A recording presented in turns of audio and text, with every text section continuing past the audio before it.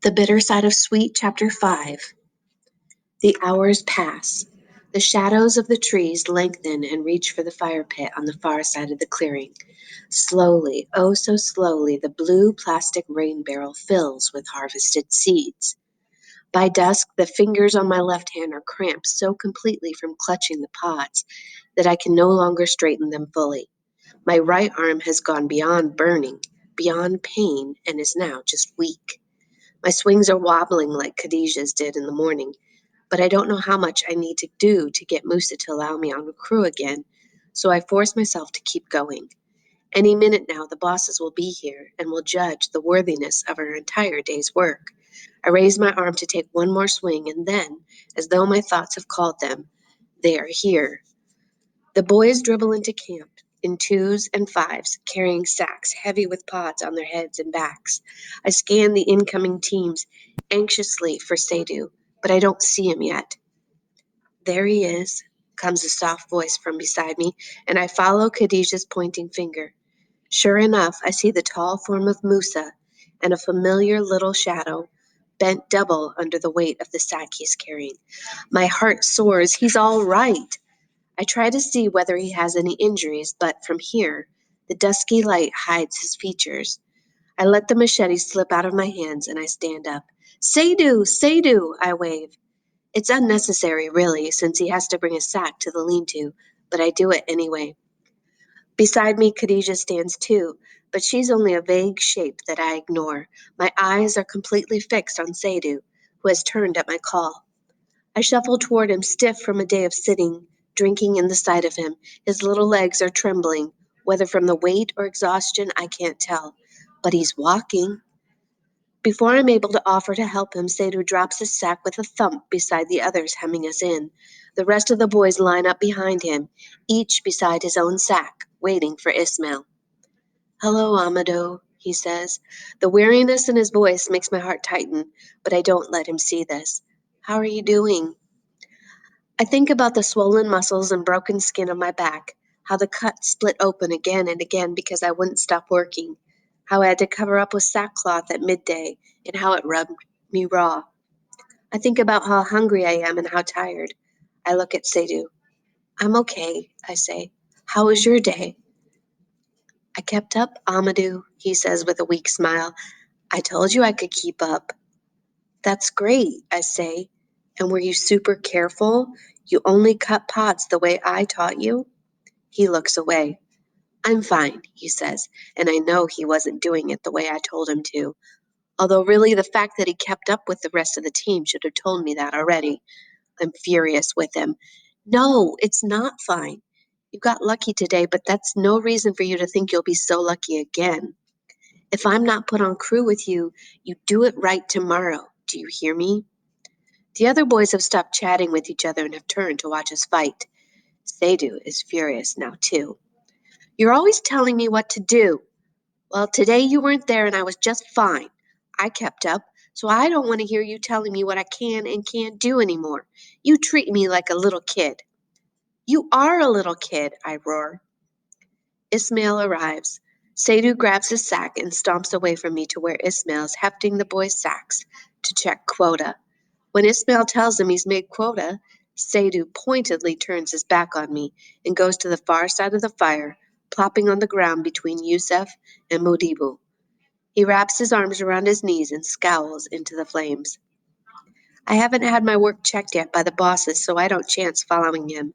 I stalk to the blue barrel and grip the edge roughly.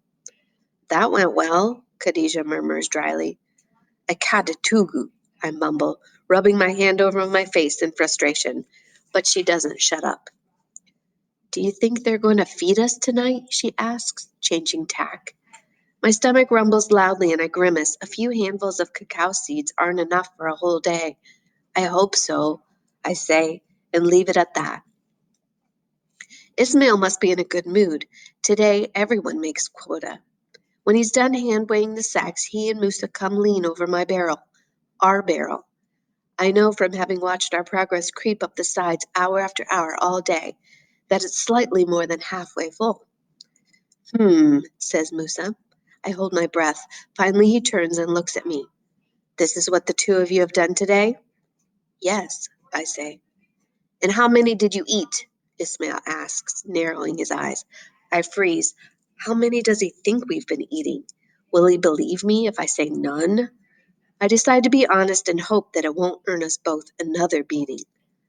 A couple handfuls each, no more. Musa and Ismail stare at me for a long time. I don't blink or glance away. That's what a boy would do if he were lying or ashamed. I want to show the bosses that I'm neither. Finally, Musa says, I believe you. Very well, stay here. I'll have someone bring you some dinner. I sag with relief. Musa turns to Khadija. And you, Wildcat, have you learned to work calmly instead of acting like a crazy girl? Khadija stares at him, her eyes like river stones. But then she looks down. I did the work, she answers. If Musa notices that she didn't actually answer his question, he doesn't point it out. Musa and Ismail join Salif and the boys by the fire. We stay put. I can hear Khadijah's stomach whining to my right, and my own stomach feels like it has fallen in on itself, like the thatch roof of an old house. It's the hope that has made me hungry, I realize. Without the promise of food, I would have ignored the feeling and gone to sleep. But Musa's promise of a hot dinner keeps me awake, leaning forward. Finally, after most everyone is done eating, I see Musa walk to Seydu, a bowl in each hand. For a moment, Seydu hesitates. Then he takes the bowls from Musa and brings them to us. With the fire behind him, Seydu's shadow stretches all the way across the clearing. If I could eat shadows, I would already be full. Here. Seydu puts a bowl in my hands, then shoves the other at Khadija. I want to say something to get him to do things my way tomorrow, but as soon as the bowls leave his hands, he turns on his heel and stomps back to the fire. I sigh. I guess we're not patching up yet. I promise myself I'll talk to him if I get the chance tonight. Eat slowly, I think to tell Khadija before I dig into my dish. If you eat as quickly as you want to, your stomach won't know what to do with it, and you'll vomit. I shouldn't already have to tell her this. In my village, girls always ate last, and we're used to not getting enough food. But Khadija is a rich girl who went to school. I would hate to see a bowl of stew go to waste in the dirt just because she's soft. She doesn't make eye contact with me, but she pauses between sips, so I know she heard me. The first bite of banana I pull out of the stew is hot and slick with oil. It burns my tongue, but it tastes so, so good. I chew it slowly, not only to show Khadija how to be smart when you're hungry, but also to make it feel like I've eaten more. There are chunks of white meat in the stew tonight. One of the boys must have managed to kill a lizard or a snake. The meat is rubbery, but it's a rare treat to get such a filling meal, so I savor every bite. Too soon, I'm done. I run my tongue around the inside of the bowl, pulling in the last bits of moisture, and then wipe my face with my arm. Beside me, I hear the soft clatter as Khadija puts down her empty bowl. She has timed her eating to end exactly with mine. I don't know why this annoys me, but it does. With dinner finished, I look across the clearing to where the other boys and the bosses are. They're talking in small groups, half of them in shadow and half of them in the light of the fire. Those assigned cleanup are scraping the bowls in the pot with old ashes and placing them to one side. There's a relaxed air to the camp. Soon everyone will be sleeping. No one ever has much energy left after a day in the fields during harvest season. I see Khadija rub a finger around inside of the shackle on her ankle. After a day of sweating into it and having the metal rub dirt against her skin, the whole area is swollen and must be sore. Musa comes over to us, jingling the key to the manacles in his hand. Musa, can I sleep in the hut tonight? I ask respectfully when he's close enough that I don't have to shout. I don't want to push too hard. I can put up with a second night in the tool shed if I have to, and I'm still hoping that if I'm good, Musa will let me go with Seydu in the morning. What's most important is that I'm here for Seydu tomorrow. Musa looks at me for a second, calculating how comfortable I've earned to be. I suppose. I'm Nietzsche, I say sincerely, heaving myself to my feet. Says Musa. What about me? It's Khadija. What about you? Asks Musa. You're not going to leave me out here, are you? I'm surprised at her question. It shows again just how little she knows about life here. Of course Musa will let her sleep inside. It's far too dangerous to sleep outside, this close to Le Brosse. Anyway, why else would Musa have brought the keys? I sigh and shake my head. This girl has a lot to learn. You're going to let me sleep inside the shed again, right? She presses. Though she's trying to hide it, she sounds frightened. I see Musa's face soften slightly. Yes, he says. Sit. Asia collapses on the new stack of bags from today's harvest, and Musa bends down to release the chain on her leg. The thought of not having to sleep away from Sadu in the tool shed again soothes my spirit. I'm so happy that I almost don't catch the quick gleam of excitement in her eye. In a split second, my feeling of peace is gone. My head whips around to look at them, just as Musa turns the key in the lock and the catch springs free. I open my mouth to say something, even though I don't know what it will be, but no sound makes it out of my mouth before it happens. The moment she hears the snick of the lock opening, Khadijah rams her knee into Musa's face. Musa, bent over the lock, takes the impact in his nose. He reels, cursing, and I see blood dripping darkly through his fingers. I take a step forward, my hands outstretched, not sure what to do, but there's nothing I can do. Quick as a fish, Khadijah is kicked free of the open manacle, grabbed one of the machetes we use for shelling, and sprinted away from camp into the darkness of the trees. I'm so stunned by what happened that for a moment I don't do or say anything. The sight of Musa struggling to his feet snaps me out of it. I stammer. Musa slaps me across the face so hard I fall to the ground. My lip splits open, and when I touch my face, my fingers come away wet, with a mixture of Musa's blood and my own. I scramble to my feet and try to move out of his way, but he grabs me by the arm. Oh, no, you don't, he growls. Then he bellows for the other bosses as loudly as he can, while pinching his nose shut to stem the bleeding. She's escaped again. Come help me. The camp explodes into activity.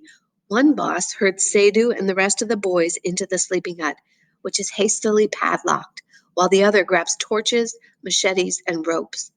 Musa hits me with his free hand. He has to let go of his nose to do this, and blood soaks the front of his shirt. How is this my fault? I think, covering my head. Luckily, Musa doesn't have time for me right now. He has a girl to catch. After one last ringing smack, I'm shoved hard into the tool shed. Losing my balance, I just have a chance to see Ismail and Salif set off into Le Brasse, whacking at the bushes and shouting to each other before Musa slams the door in my face and locks it. After the three bosses' shouts fade into the distance, a tense silence descends.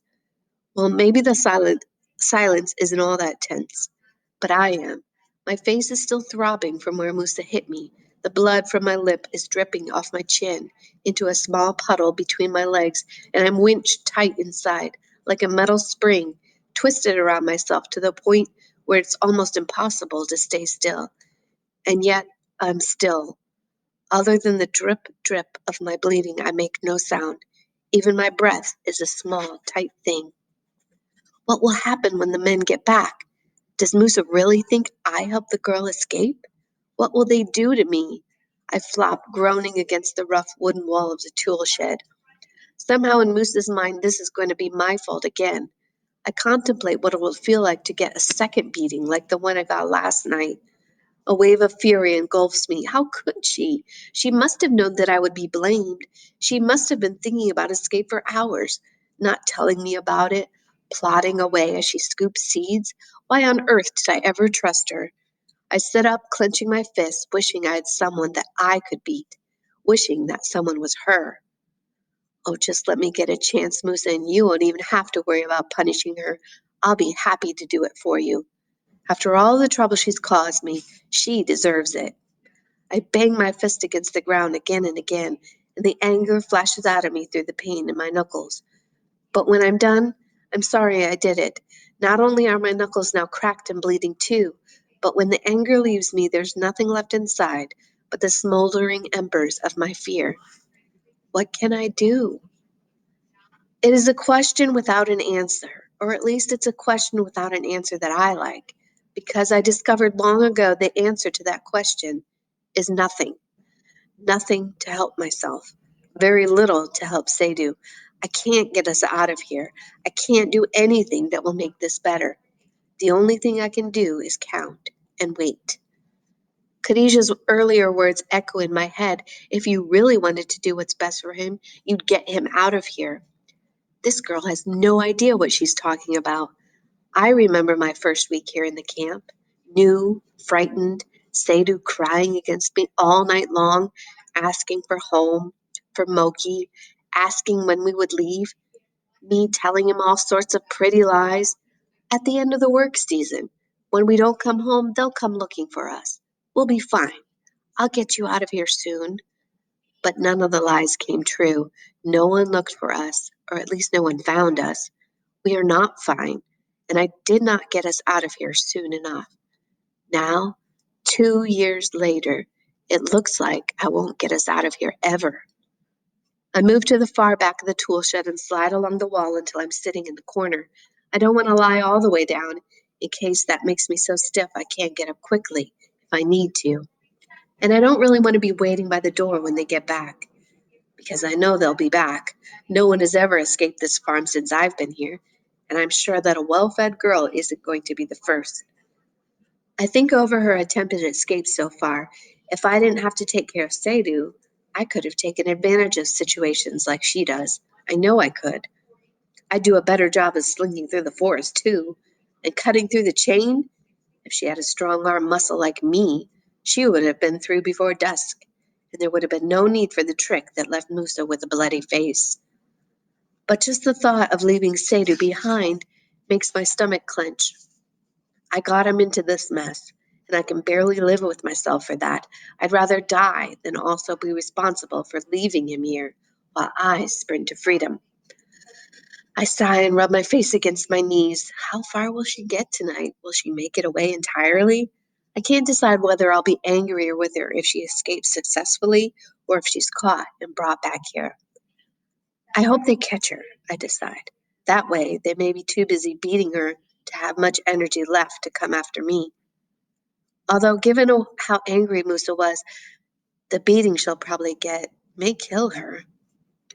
I'm surprised by the twinge of sadness I feel when I consider her possible deaths. Of course, it's a shame when someone dies, but she's nothing to me and I'm nothing to her, so the feeling of loss comes as a shock. I realize that although it would be worse for me, a part of me hopes that she's gotten away. For whatever reason, for all the trouble she's caused me, I would rather think that the wildcat was out there somewhere in the world, even if she is mocking me for staying behind with every breath, than to think that she has left it. I sit with a strange thought until, against all odds, I drift off to sleep.